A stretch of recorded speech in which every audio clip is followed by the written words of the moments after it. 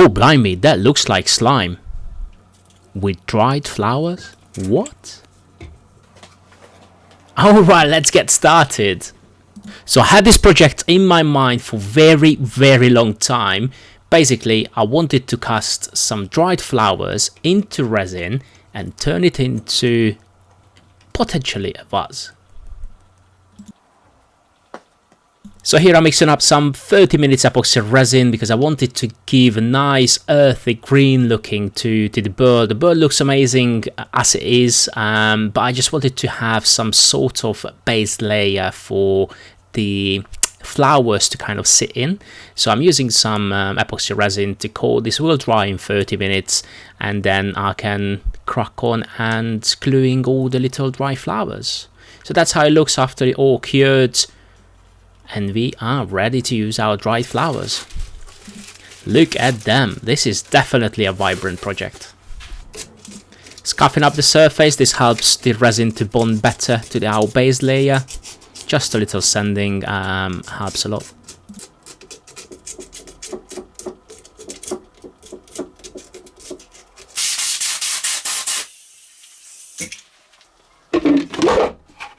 So I'm using this big jug for my mold to cast this piece and using a small waste block to go into the middle. This will help me both save a little bit of resin as well, and also when I start gluing the flowers, it will have to kind of assist with giving a little bit of a strength in the middle.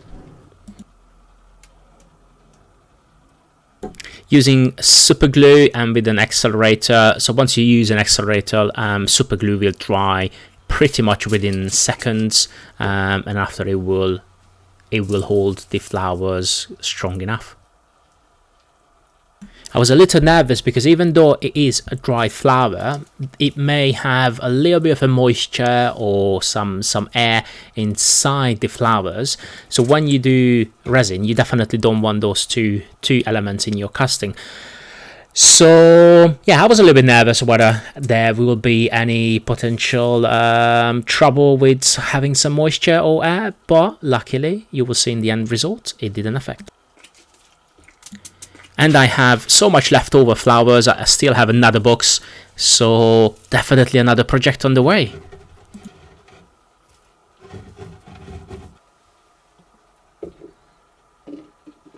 Securing the piece with some tape just to make sure it will not float once the resin in, and we are ready to mix our deep pool resin. This is a 2-part 2:1 ratio. Deep pool resin works really well with all sort of casting. Not necessarily needed to have a pressure pot, but I always use my pressure pot as long as the piece fits in my pot, and this resin never let me down. When you mix resin, all you need to keep an eye, all those little swirls where you can see at the bottom, once they're gone, it means the resin is completely mixed, so part A and B mixed together. So normally mix it for a good 2 to 3 minutes, but again, I need to emphasize, you mix it, you not whisk it, you don't want to introduce more air bubbles, and at the end you end up with a nice clear resin. Yes, there is plenty of bubbles, but that's fine because the pressure pot will take care of it. And I'm just introducing a little bit of a glitter. I didn't really want the glitter to dominate, but I still wanted to give a little bit of an extra spark into the clear resin. For some reason I don't really like clear resin, so I like to introduce a little bit of dye or pigments just to give the extra spark.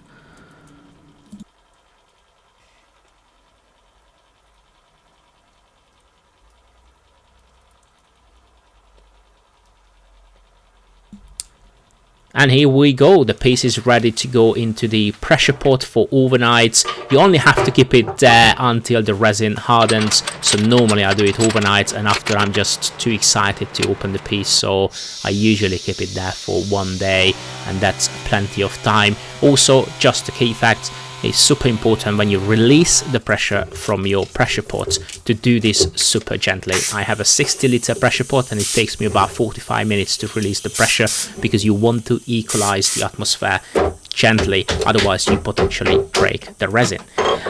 And I could easily edit this part and pretend it popped out easily, and here we are. Sometimes I get the question why my molds and my pieces are just popping out of the mold so easily. Well, sometimes it doesn't, and the only reason it didn't happen this time, as I said at the pressure pop parts, I'm always too excited to have a look how the casting turned out, and this piece was 24 hours after I poured the resin, so the resin was still slightly soft, therefore bonded to the plastic a lot better. Once it fully hardens, it will separate from the plastic a lot easier. So this was just me being so impatient, left me with sacrificing one of my mold. But yeah, I was just too excited to see how the inside. Again, scoring the surface before I can use my 5 minutes epoxy resin to glue the vase block.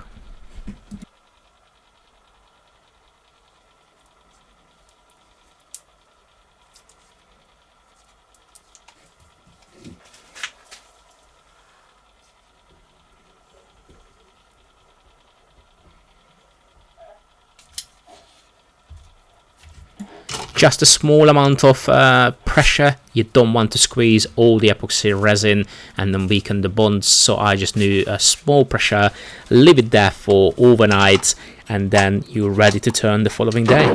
Again, you should be okay to turn even after half an hour or 1 hour, but I like to keep it for 24 hours. I always have a lot of different projects in making, so I can easily just go over to one of my other projects until this fully cures. Sometimes it's nice to start with a round shape. As you can see, I'm not starting with a square piece and trying to rough turn all the rough edges. So it's good to start sometimes with a round shape. At this point, I thought maybe would have been better to use a bigger mold, just to, as you could see, I had some sticking out flowers, so it wouldn't be nicer to cast them in resin as well, so we end up with a taller piece, but unfortunately I didn't have any more suitable mold to use. As I covered in previous videos, I always use negative rake scraper bits. They work extremely well on resin. It significantly reduces the number of chip outs, makes it a lot more enjoyable to turn any hybrid project.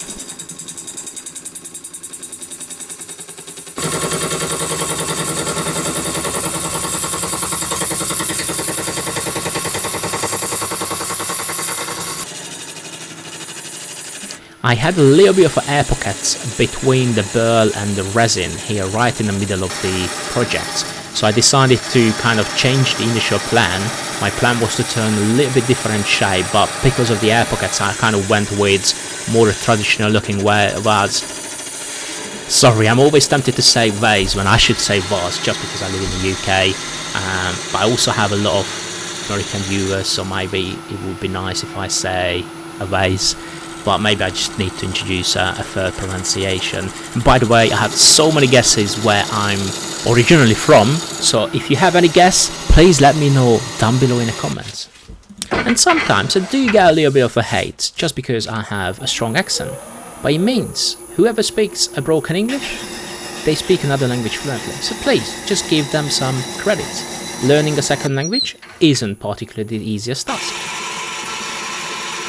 Well, coming back to our project build, here I'm covering out the inside using different sizes of Forstner bits. Really speeds up the whole process and makes it look covering a lot more easier. When you use a Forstner bit, you want to go as slow as possible. I spin the lathe around 250 RPM. You don't want to overheat your Forstner bits because that will cause a dueling on your blade. What you don't want. If you watch my other videos, you see this stabilised popping up very often. It gives so much stability to any piece. Yes, this is a homemade DIY project. There's plenty of plans available on YouTube. I kind of utilize many different makers stabilised to make my own, so just go on YouTube, look for stabilised for woodturning lathes, and there are plenty of options.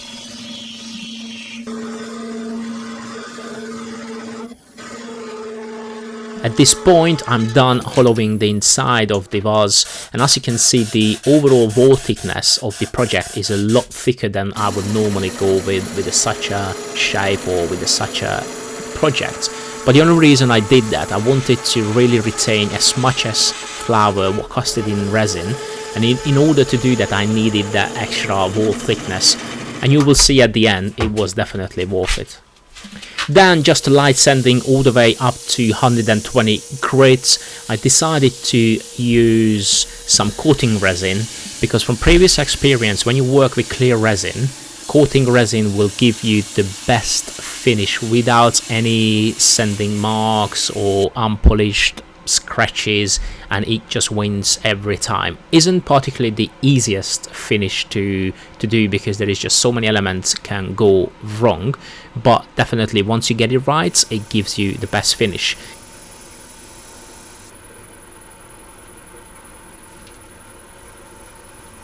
I always start in the inside and working my way to the outside from the top and moving down to the bottom of the projects, also covering the vase block, because in case I need to check after 2-3 hours whether the coat fully hardened, I can just quickly touch the vase block rather than potentially leaving finger marks in the main project.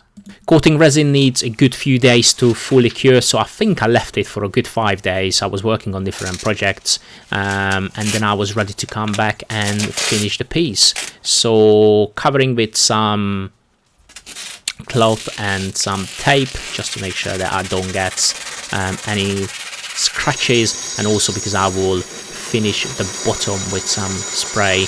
I didn't want any spray to go onto the main piece.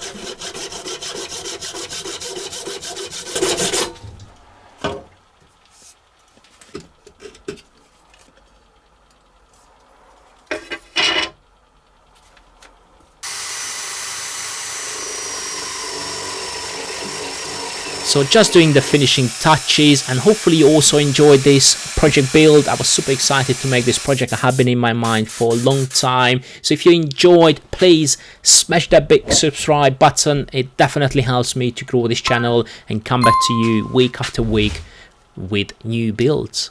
And the very last touch, I'm using some clear gloss lacquer. Again, I wanted to match the overall piece and have that glossy finish right at the bottom as well, but I went with a lacquer. Thanks for watching, and see you back next week.